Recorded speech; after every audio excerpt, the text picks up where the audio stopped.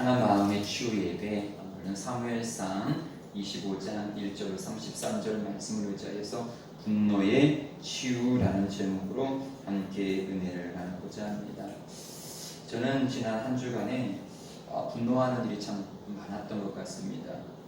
그래서 금요일 날 저녁 때 우리 아이들에게도 아빠를 위해서 좀 기도했으면 좋겠다. 한 주간에 자꾸 내 속에서 자꾸 분노가 일어나서 참 힘들었다라고 아이들에게 저의 중보를 기도했던 것이 기억납니다. 사실 한 주간에 제가 스마트폰으로 보통 이제 뉴스를 딱 배속으로 보거든요. 빨리빨리 봐가지고 뉴스만 딱 그날 조금씩 보는데 이번 주는 거진 뉴스를 그 앞에 헤드라인만 딱 보고 클릭을 거진 하지 않았어요.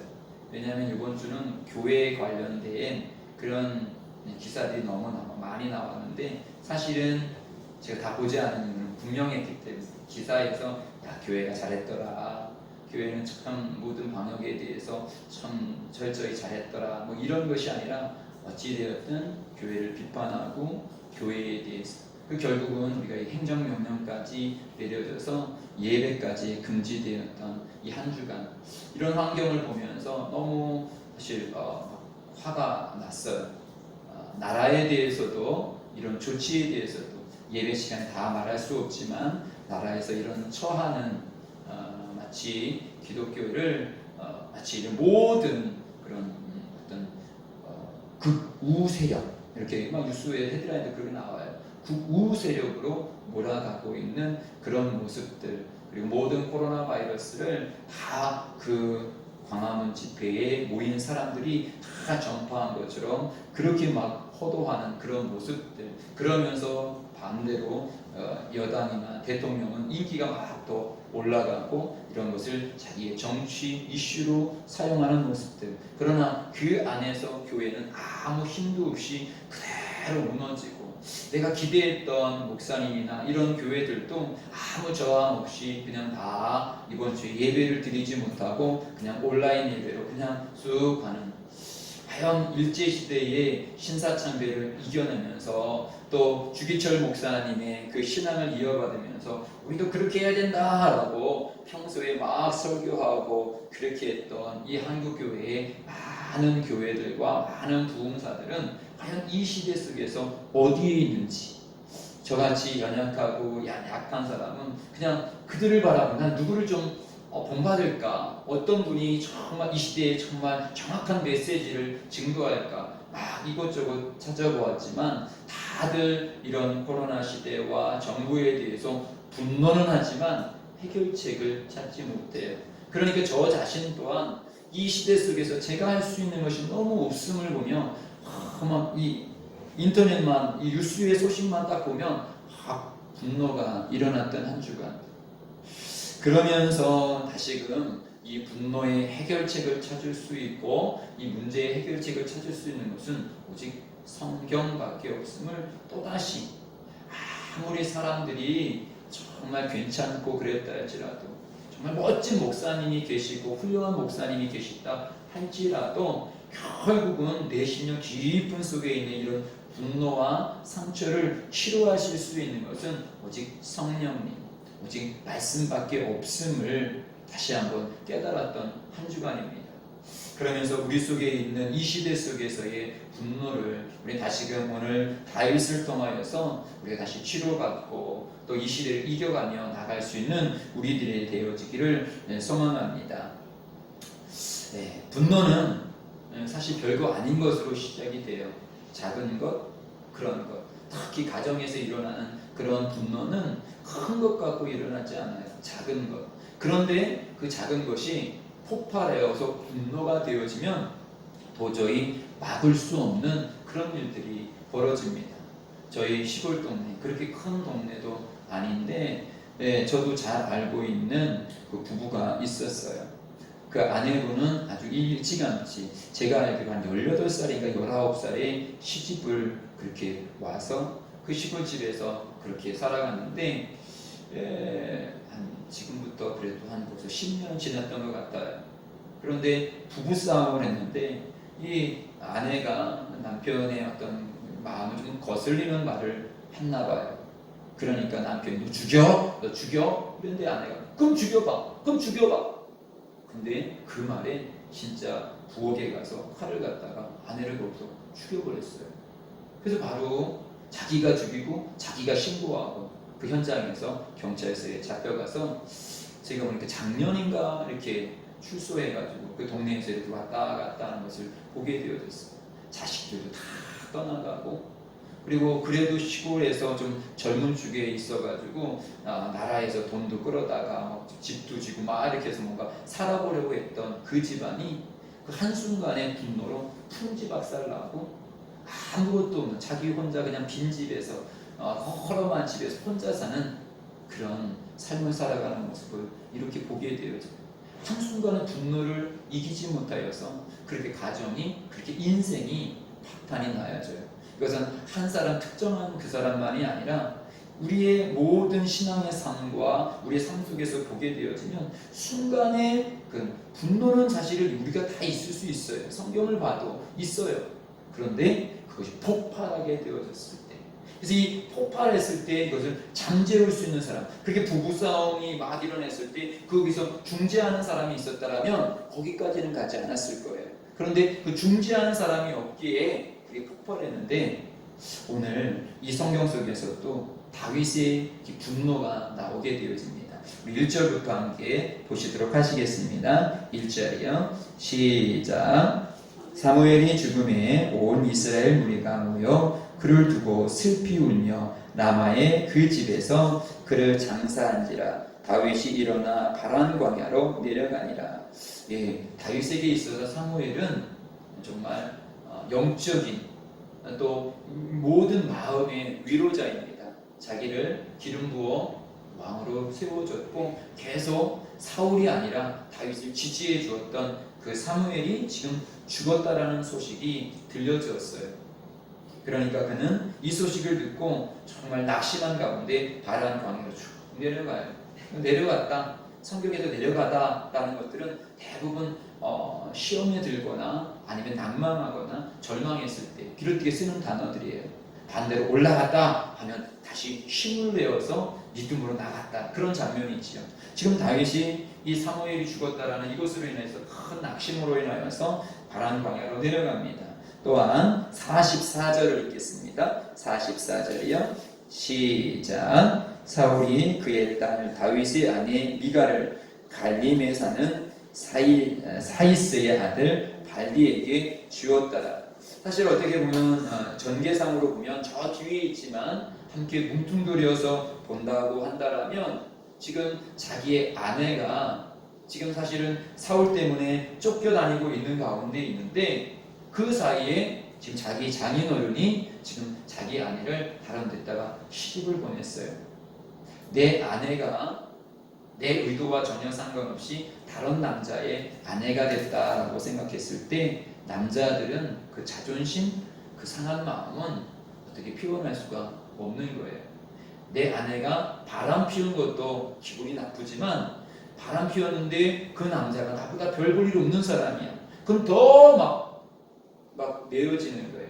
이런 어떤 총체적인 사건 속에서 다윗이 정말 내려가는, 낙심하는 그런 상황에 있습니다. 3절 말씀이요. 시작. 그 사람의 이름은 나발이요 그의 아내 이름은 아비가일이라. 그 여자는 청명하고 용모가 아름다우나 남자는 완고하고 행실이 악하며 그는 갈렙 족속이었더라. 그런데 이런 낙심한 마음 가운데 있는 그 가운데 그 주변에 부유한 사람이 있어요.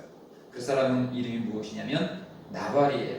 그 나발은 부유한 사람이에요. 그의 부유에 대해서 15절 16절이요. 시작. 우리가 들에 있어 그들과 상종할 동안에 그 사람들이 우리를 매우 선대하였으므로 우리가 다치거나 잃은 것이 없었으니 우리가 양을 지키는 동안에 그들이 우리와 함께 있어 밤낮 우리에게 담이 되었습니다. 그 나발에게는 이게 많은 양들이 있었고 많은 그런 양떼가 있었는데 다윗의 병사들이 그들을 지켜줬어요. 지금처럼 어떤 국경이 명확하거나 경찰들이 있거나 그런 것이 아니기 때문에 사실은 자기 양 떼는 자기가 지켜야 되는 그런 때인데 사실은 그렇게 다 지킬 수는 없어요. 빼앗기기도 하고. 그런데 다윗의 병사들 한 600명 가량들이 계속적으로 이 나발의 그 담이 되어줘서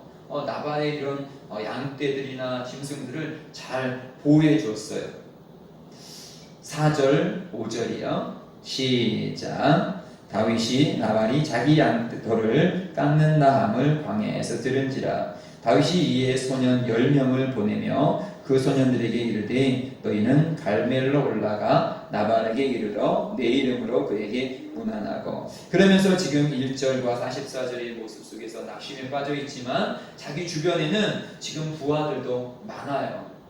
다윗을 쫓아다니는 사람이 많아요. 그리고 아직도 사무엘에게 쫓겨다니고 있는 그런 상황이에요. 그러니까 절망적인 소식을 들었지만 가만히 있을 수는 없어.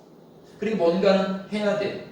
특히 이 시대 가운데 지금도 마찬가지죠. 의식주가 가장 중요하지요. 당장 먹을 것이 없으면 그것보다 다급한 게 없어요. 우리 대한민국 같은 경우는 이런 의식주가 다 해결되어져서 참 부유한 나라를 살고 있는데 아직도 전 세계는 이런 삼시세끼를 온전히 먹는 나라가 그렇게 많지가 않다라는 사실입니다.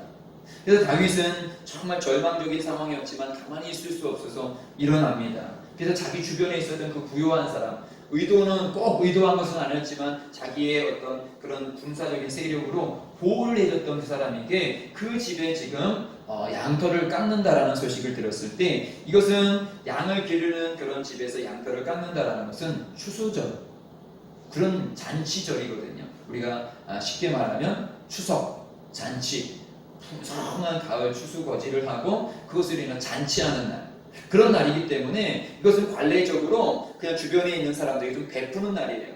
그러니까 다윗은 지금 자기의 힘으로 자기가 지금 힘겹고 그런 가운데서 또 자기의 주변에 사람들도 있고 그리고 평소 때 그 좀 도움을 주고 있는 그에게 이때구나 가서 좀 먹을 것 좀 달라고 하자. 그래서 예의를 갖춰서 보냈습니다. 그렇지만 그들은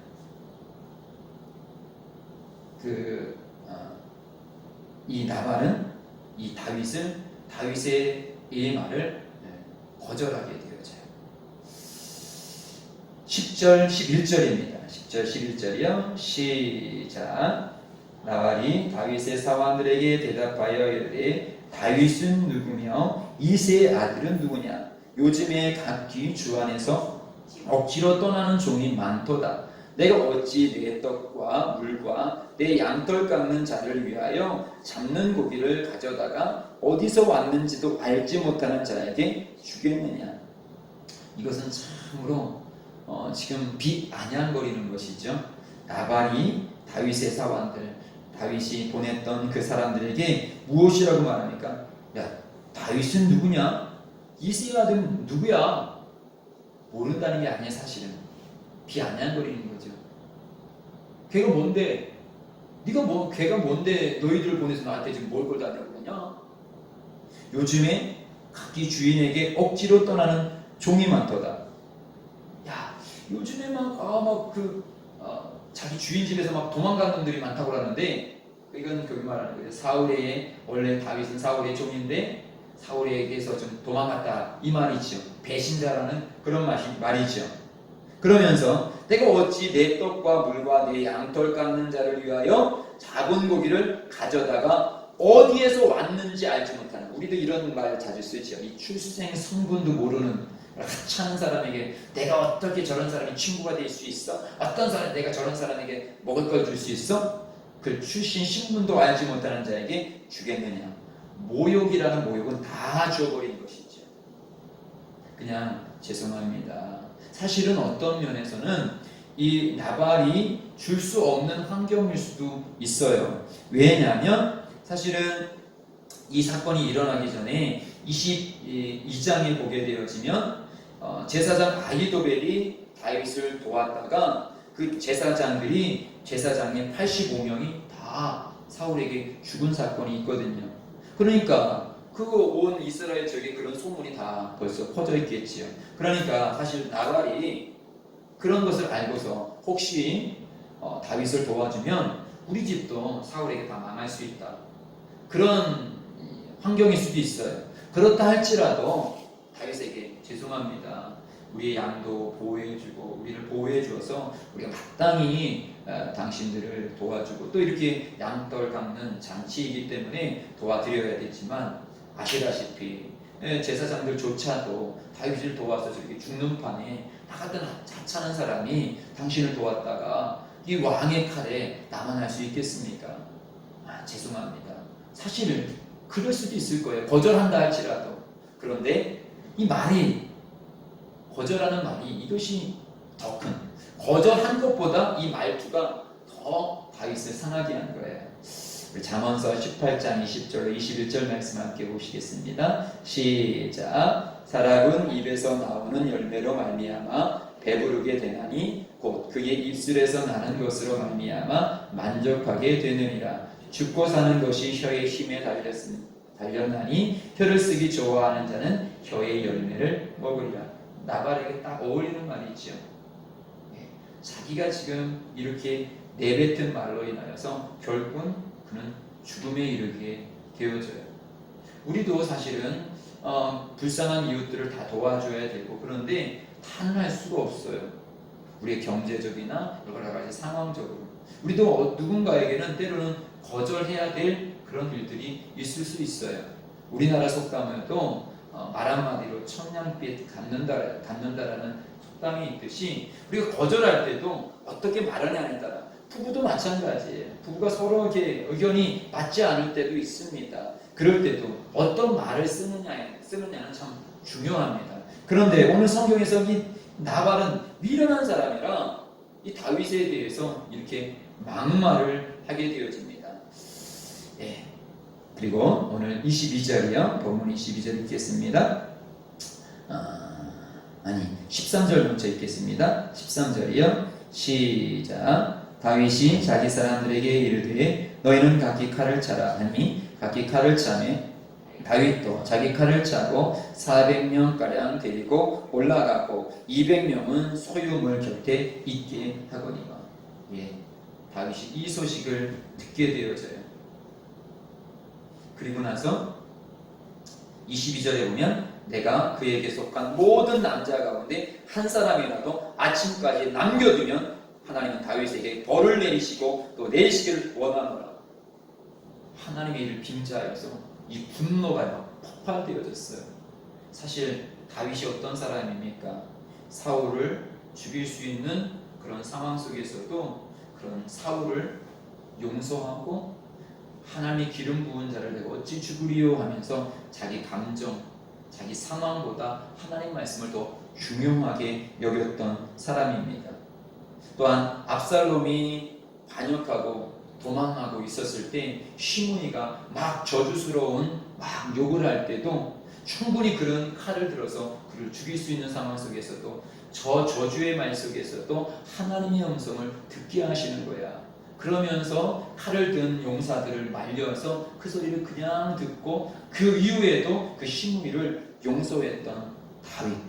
또한 적장 아브넬의 죽음조차도 애통했던 그런 다윗이 지금 자기가 지금 안 좋은 상황에서 갑자기 감정을 거스리는 이 감정을 거스리는 이 분노가 확 일어났을 때 오히려 하나님의 이름을 빙자해서 칼을 들고 지금 복수하러. 사실 다윗 혼자 가도 충분히 죽일 수 있는 그런 상황인데 지금 막 병사들을 다 400명가량을 데리고 지금 올라가요. 완전히 짓밟아 버리겠다라는 거죠. 하나도 남김없이 싹 죽여버리겠다라는 것이죠. 이 분노가 지금 확 폭발했습니다. 다윗이 그렇게 거룩하고 하나님 말씀에 사는 사람임에도 불구하고 이렇더라는 것이죠. 여기에는 우리들도 사실 하나님 뜻대로 살고 싶고 하나님 말씀대로 살고 싶은데요. 저 자신 속에서도 아까 서두에 말씀드렸지만 한 주간 막 속에서 막 분노가 막 일어나는 거예요. 한국 교회와 정치와 또 제 자신과 이런 여러 가지를 볼 때 막 분노가 막 일어나요. 분노는 우리 모든 속에서 사실 죄악을 담고 있는 인간 속에서는 언제든지 나올 수 있는 그런 감정적인 부분입니다. 그런데 이렇게 영성이 있고 하나님의 말씀을 살아가고 있는 하나님께서 내 마음에 합한 사람이다라고 말하고 있는 이런 다윗조차도 자기 감정이 확 폭발하니까 막을 수가 없더라는 것이죠. 그런 분노를 가지고 그가 나아갑니다. 에베소서 4장 26절 27절 말씀 함께 읽겠습니다. 시작. 분을 내어도 죄질 짓지 말며 해가 지도록 붐을 품지 말고 마귀에게 틈을 주지 말라. 우린 분은 낼 수도 있어요. 의로운 분도 있고 이런 감정적인 분도 있어요. 그러나 그걸 빨리 풀어내라 하는데 사실은 다윗은 풀어내지 못하고 지금 그 붐을 품고 마귀가 그 마음을 움직여서 지금 칼을 들고 복수하러 가고 있습니다. 지금 자칫하면 이제 이 다윗이 마귀의 도구가 되어져서 힘 약한 자기 혼자 가서도 죽일 수 있는 이런 사람을 병사 400명을 데리고 지금 막 가서 참 역사에 남아서는 안 될 그런 아주 흠을 내 밧세바를 범했던 것처럼 우리아를 그렇게 죽게 한 것처럼 지금 이렇게 지금 그런 사건이 일어날 찰나가 되어진 것이 지금 이 부분입니다. 그런데 이때 한 사람이 나타나는데요. 그 사람이 누굴까요? 25절 말씀, 먼저 아까 2절 말씀을 다시 한번 3절 말씀을 다시 한번 읽겠습니다. 3절이요. 시작. 그 사람의 이름은 나발이요 그의 아내의 이름은 아비가일이라. 그 여자는 총명하고 용모가 아름다우나 남자는 완고하고 행실이 악하며 그는 갈렙 족속이더라. 나발의 아내 아비가일이 있는데요. 그 여자는 총명하다, 지혜롭다 라는 뜻이죠. 지혜로운 여자가 있는데요. 그 여자가 이 분노를 가지고 400명의 군사를 데리고 지금 한 집안을 쑥대밭을 만들기 위해서 분노가 폭발한 이 다윗에게 다가옵니다. 25절 말씀이요. 25절 시작. 원하옵나니 내 주는 이 불량한 사람 나발을 개의치 마소서. 그의 이름이 그에게 적당하니 그의 이름이 나발이라. 그는 미련한 자이다. 여종은 내 주께서 보내신 소년들을 보지 못하였나이다. 남편의 잘못을 자기의 잘못으로 인정하고 또 이렇게 분을 내고 있는 다윗의 모습이 맞아요. 우리 남편이 무식한 자라 이렇게 참 괜찮은 우리 이 다윗을 이게 분노하게 만들었다라고 지금 말을 하면서 제가 잘못입니다. 내 남편을 챙기지 못한 제 잘못입니다. 오히려 반대로 아니 내 남편이 뭐가 잘못했다고요? 몰라요 지금? 제사장들도 죽는 판에 우리가 뭐가 힘이 있다라고 당신을 도울 수 있습니까? 만약에 그렇게 따지고 들었다라면 여자들은 남자보다 더 잘 따지잖아요. 막 따지고 들었다라면 이 분노한 다윗을 막지 못하였을 거예요. 그러나 이 아비가일은 내가 잘못입니다 먼저 수용을 해요. 그러면서 26절로 29절 읽습니다. 26절로 29절이요. 시작. 내 주여 여호와께서 살아계심을 두고 맹세하노니 내 주도 살아계시거니와 내 주의 손으로 피를 흘려 친히 보복하시는 일을 여호와께서 막으셨으니 내 주의 원수들과 내 주를 해하려 하는 자들은 나발과 같이 되기를 원하나이다. 여종이 내 주께 가져온 이 예물을 내 주를 따르는 이 소년들에게 주게 하시고 주의 여종의 허물을 용서하여 주옵소서. 여호와께서 반드시 내 주를 위하여 든든한 집을 세우리니 이는 내 주께서 여호와의 싸움을 싸우시며 내 주의 일생이 내 주에게 악한 일을 찾을 수 없음이니이다. 사람이 일어나서 내 주를 쫓아 내 주의 생명을 찾을지라도 내 주의 생명은 내 주의 하나님 여호와와 함께 생명 싸개 속에 쌓였을 것이요 내 주의 원수의 생명은 물매로 던지듯 여호와께서 그것을 던지시리이다. 지금 어떤 말씀을 하고 있습니까? 왜 나발과 같은 그런 가치 없는 인생이 이렇게 하나님 앞에 귀하게 쓰임받고 또 하나님께서 앞으로도 더 귀하게 쓰임받으실 분이 이렇게 분노하셨습니까? 지금 이 종이 다시금 용서를 구하니 지금 우리 다윗이 내 자신이 어떠신 분이신지 그 위치를 잘 찾아보십시오. 지금 가치 없는 사람에게 이런 힘을 발할 수 있는 사람이 아닙니다. 다윗은 하나님 앞에 부름심 받은 사람이요 하나님 앞에 귀하게 쓰였던 사람이요 또한 지금도 쓰이고 있는 사람이요 앞으로 쓰일 사람입니다. 30절로 31절이요 시작. 여호와께서 내 주에 대하여 하신 말씀대로 모든 선을 내 주에게 행하사 내 주를 이스라엘의 지도자로 세우실 때에 내 주께서 무죄한 피를 흘리셨다든지 내 주께서 진히 보복하셨다든지 함으로 말미암아 슬퍼하실 것도 없고 내 주의 마음에 걸리는 것도 없으리니 다만 여호와께서 내 주를 후대하실 때에 원하건대 내 주의 여종을 생각하소서 하는지라. 그러면서 뭐라고 말씀하십니까? 분명히 당신은 하나님께서 이스라엘 지도자 즉 지금 막 쫓겨다니는 사람이에요. 그래서 아무도 지금 다윗을 인정해주지 않고 있지요. 그리고 지금 사무엘도 죽었고 아내는 다른 남자에게 시집을 가고 내 자신이 너무 처량한 그런 다윗에게 당신은 처량한 사람이 아니에요. 당신은 이스라엘의 왕이 될 거예요. 그때 왕이 되어졌을 때 지금 이 무고한 피를 흘린 거에 대해서 왕이 됐을 때 뭐 그까짓 것 생각하겠지만 사실은 그 왕이 되어졌을 때 그때 그 자리에서 지금 이거는 그 반어법으로 얘기한 거지요. 사실은 그때 야 내가 그 하찮은 사람을 왜 그렇게 했을까?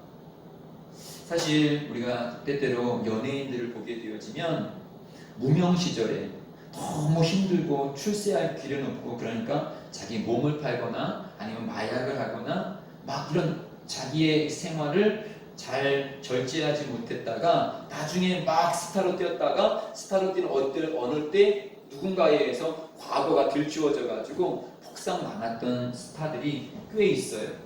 왜입니까? 자기가 그렇게 훌륭한 사람이 될 것을 몰랐기 때문에. 근데 지금 아비게일은 지금 다윗에 대해서 당신이 어떤 사람이냐를 쭉 말을 하면서 당신은 분명히 지도자가 될 것이다. 근데 그 지도자가 되어졌을 때 오늘 이 장면을 본다면 얼마나 하찮은 일을 내가 그때 왜 그랬을까? 왜 그렇게 분노를 해가지고 분노 내지 않아도 되는, 죽여도 되지 아니할 거에 대해서 내 거룩함을 이렇게 상실했을까라고 그때 후회하면 무슨 소용이 있겠습니까? 그러니 그런 일을 하지 마십시오. 근데 그걸 직설적으로 말하지 아니하고 단어적으로 말하게 되어졌을 때 다윗이 무엇이라고 고백합니까? 30장 다윗이 아비가일에게 이르되 오늘 너를 보내어 나를 영접하게 하신 이스라엘 하나님 여호와를 찬송할지로다. 또 내 지혜를 칭찬할지며 또 내게 복이 있을지로다. 오늘 내가 피를 흘릴 것과 친히 복수하는 것을 내가 막아내리라. 결국은 다윗은 막 분노로 폭발해. 사실 하나님도 안 보였어요. 그 감정적인 분노만 죽여버리겠어. 우리가 폭발하면 아무것도 사실 안 보여요. 그게 문제예요. 좀 감정이 누그러뜨려서 이렇게 보면 별것도 아닌 건데 감정이 폭발할 때는 막 죽고 싶어요. 그래서 막 아파트에서 뛰어내리고 막 이런 사람들이 보이게 되어지면 어떤 분은 처음부터 계획한 사람들도 있지만 죽음을 계획한 사람도 있지만 어떤 사람은 그렇지 않아요. 막 이야기하네 하면서 막 아까 저희 시골의 그 아저씨처럼 처음부터 죽이려고 계획했던 것이 아니에요. 분노가 폭발하니까 막지 못하여서 일어나는 이런 일들이 우리 삶 속에서 이 시대장 비일비재합니다. 그랬을 때 이런 아비가일, 다윗도 이런 죄를 지을 수 있는 사람이었는데 아비가일이 조곤조곤 말씀을 가지고 내가 누군지, 내가 어떤 사람인지 그것에 대해서 자아 정체성에 대해서 하나님께서 세운 사무엘이 이제 없기 때문에 기름 부어 세운 그거에 대해서 증거할 사람이 없었는데 사무엘이 죽자 이 아비가일이 나타나서 다시금 다윗이 어떤 존재인지 대해서 말하게 되어지고 다윗은 거기서 깨닫게 되어졌을 때 자기에게 폭발했던 분노를 잠재우면서 그 아비가일에 대해서 너는 하나님이 보내셨구나 하면서 감사의 메시지를 증거하는 것을 보게 되어져요. 아비가일, 저는 이 아비가일이 우리들에게 이런 아비가일이 있으면 얼마나 좋겠습니까? 내가 막 분노했을 때 옆에서 조곤조곤 나의 마음을 이해해주고 믿음으로 함께해 줄 수 있는 그런 동역자가 있다면 얼마나 좋겠습니까? 그런 가족이 있으면 얼마나 좋겠습니까?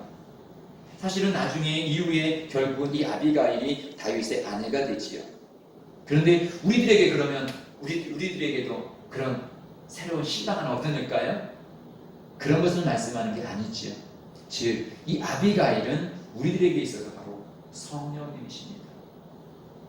아무도 나를 인정해 주지 아니하고 환경을 봐도 막 분노할 일이 이렇게 많은 이 땅을 보았을 때 어떠한 목회자를 내가 보면서 야, 저분은 현명하게 이 시대를 이겨가고 있구나, 저분처럼 나도 이 시대를 이겨가야 되구나, 그런 사람이 보이지 않고 내 주변에는 그런 교회, 그런 목사, 그런 것이 보이지 않았을 때 우리는 어떻게 합니까? 나라를 봐도 희망이 없고 교회를 봐도 희망이 없고 어떻게 해결되지 않을 때 그런 데다가 막 나를 속상하게 하는 주변의 사람이 나를 막 비아냥거리고 막 그렇게 했을 때 우리도 막 분노할 수 있어요.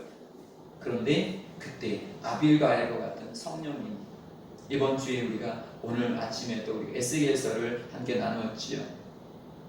성령님이 우리를 막 장악해 들어오시면서 우리 말씀 속에서 네가 어떤 존재이냐, 내가 너를 택하였고 지금도 네 신령 가운데 있으며 너를 통하여서 이 작은 교회이지만 이 속에서 기도하고 있는 이 기도를 통해서 하나님은 여전히 지금 하나님의 일들을 하고 있다. 그러니 네가 지금 기도하고 있는 것 별거 아닌 것처럼 보이지만, 네가 목회하고 있는 것 별거 아닌 것처럼 보이지만 하나님에게 있어서는 이것도 소중한 일이다. 지금 다윗이, 사실은 우리는 다윗에 대해서 알지요. 그는 회복이 되어졌고 왕이 되어졌고, 그러나 다윗이 그 현실 속에서는, 그 자리 속에서는 그런 것이 보이지 않는 거예요. 내가 과연 왕이 될 수 있을까? 사무엘도 죽었는데, 아내도 없는데, 지금 당장 먹을 것도 없는데, 언제 사울에게 쫓겨서 죽을 수밖에 없는 그런 존재인데, 그러나 그런 상황 속에서도 다시금 우리의 존재의식을 가르쳐 주실 수 있는 분, 그분이 바로 성령님이십니다. 오늘도 우리 권사님들 심령 속에서 성령님이 내 존재에 대해서 조명해 주시기를 주님의 이름으로 축복드립니다. 내가 생각하는 나, 내 가정 속에서 보는 나, 교회 속에서 보는 나가 아니라 하나님의 이 구원의 역사 속에서 나의 위치, 존낙스가 말한 것처럼, 존낙스를 보고 그 영국의 엘리자베스 여왕이 말한 것처럼, 수만의 군대보다 더 무서운 것은 저 스코틀랜드에 기도하고 있는 기도하는 존낙스라고. 저 사람이 더 이 수만 군의 군대보다 더 위험한 자라고. 그는 그렇게 고백했대요. 정확한 메시지는 모르겠는데 그렇게 들었어요. 예, 맞아요. 사실은 영국은 하나님을 두려워하는 나라이기 때문에 그 여왕이 그런 고백을 충분히 할 수 있었다라고 생각이 들어요. 그래서 히틀러도, 그 독일 분들이 유대인을 죽였을 때의 방법은 무엇이냐면, 그들도 악한 자였지만 사람인지라 멀쩡한 사람들을 죽이기가 힘들었는 거예요. 그러니까 그들이 했던 방법은 그 창고에서 막 먹을 것도 조금 주고 씻을 수 있는 자리를 주지 않은 거예요. 그러다 보니까 그들이 맨 처음에는 막 소변 보는 것, 대변 보는 것도 막 참고 막 한 군데서 이렇게 보는데, 그것이 1주, 2주, 한 달, 2달 가니까 완전히 대주일관이 되어진 거예요. 어쩔 수 없이 싸야 됐지요. 어쩔 수 없이 먹어야 됐지요. 먹을 것이 적으니까 더러워서 싸우지요. 머리도 더럽지요. 막 몸도 더럽지요. 똥 냄새가 나지요. 그러니까 그것을 지켜봤던 이 독일 분들이 저건 사람이 아니고 짐승이야. 저 짐승 같은 놈들은 죽어도 돼. 그런데요, 그 속에서도요, 자기를 관리하는 사람, 깨진 병으로 면도를 하고 작은 빗방울로 세수를 하고 그런 사람들은 그들도 못 죽였대요. 왜요? 인간으로 보이기 때문에 못 죽인 거예요. 우리들 속에서 악한 원수마귀가 우리를 자꾸 죽이는 방법은 뭐냐? 내 자아 정체성에 대해서 처량하게 만들고 그래서 조그만 거에 대해서는 확 분노하게 만들어서 그래 너는 그런 사람이야 그런 존재야 하면서 우리의 어떤 그 위치를 완전히 무너뜨려서 결국 내가 내 자신을 죽여버리게 만드는 결국 내가 내 자신을 포기하게 만드는 것이 악한 원수 마귀의 속셈입니다. 그러나 다시금 아비가일과 같은 성령님께서 오늘 우리의 심령 가운데 다시금 우리들에게 말씀하십니다. 너는 존귀한 자야. 다시 일어나서 기도하고 다시 주님께서 내게 주신 사명으로 가자. 다윗이 분노를 거두고 사명으로 간 것처럼 오늘 우리가 예수 그리스도 성령으로 인하여서 우리의 심령 가운데 분노를 일으키는 지금 이 대한민국의 현실을 향하여서 분노가 만났지만 성령님으로 인하여서 이 시대 속에서 내가 해야 될 일은 무엇이냐? 다시금 하나님 앞에 조명받아서 내 정체성에 대해서 다시금 하나님 앞에 발견하여서 우리가 또 이 시대 가운데 우리 교회가 우리들이 귀하게 쓰임받는 그런 중보 기도자요 또 하나님께서 각자에게 주신 그 사명자로 오늘도 주님 앞에 내 자신이 발견되어진 나의 아비가일 그 성령님 앞에 이 한 주간 다시 이제 내일부터 다시 이렇게 사도행전을 볼 텐데요. 성령의 역사들을 이 에스겔서와 이어서도 보기를 원합니다. 에스겔서 이 마지막 장에서 이제 47장에서 오늘 아침에 증거한 것처럼 성령에 대해서 우리에게 말씀하셨는데 다시금 내 안에 계신 성령님을 우리가 사도행전을 통해서 다시 발견하면서 사도행전에서 폭발적인 성령의 역사가 일어난 것처럼 다시 우리의 심령 가운데 성령으로 사로잡혀서 우리를 통하여서 우리의 가정이 우리의 교회가 새로운 역사를 이루는 우리들이 되시기를 주님의 이름으로 축복드립니다.